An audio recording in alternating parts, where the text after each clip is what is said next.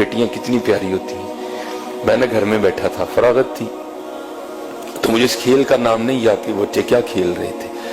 وہ پرچیاں ڈالی تھیں, ایک پرچی پہ لکھا تھا بادشاہ, ایک پہ لکھا تھا وزیر, ایک پہ لکھا تھا قاضی, اور ایک پہ لکھا تھا چور. ان 4 پرچیوں کو بند کر کے نہ پھینک دیتے, پھر سارے ایک ایک اٹھاتے تھے. اب جس کے حصے میں بادشاہ کی پرچی آئی وہ بادشاہ بن گیا, جس کے حصے میں قاضی کی آئی وہ قاضی بن گیا, جس کے حصے میں وزیر کی آئی وہ وزیر, اور ایک حصے میں آنی ہے چور کی. تو پھر جس کے حصے میں چور کی پرچی آنی ہے اس کے لیے پھر بڑے سخت معاملات ہیں. بادشاہ سلامت اس کو جو چاہے حکم دیں. اب جو میرا بڑا بیٹا ہے اس نے کیا کیا ہوا ہے, اس نے پرچی کو نا تھوڑا سا پھاڑ دیا ہے بادشاہ والی کو.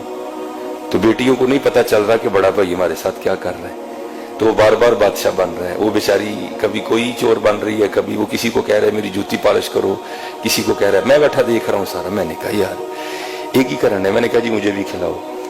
ایک کو ڈراپ کر دیا, تو پھر وہی والا کام میں نے کیا. میں نے پرچی تو نہیں پھاڑی, لیکن میں نے بادشاہ والی پرچی پہ نا پین سے نشان لگا دیا. اب 2-4 بار بادشاہ بن کے میں نے اسے خوب کام کروایا. تو میں نے کہا چل یار ہوں بچیاں بھی بادشاہ بنائیے. تو میں نے اپنی بڑی بیٹی کو کہا کہ یہ جس پہ نشان لگا نا تو نے یہ پرچی اٹھانی ہے. اب بادشاہ والی اس نے اٹھا لی, تو میرے حصے میں آ گئی چور والی پرچی. اب سب نے بتانا تھا کہ کیا پرچی آئی ہے, تو سب نے بتایا.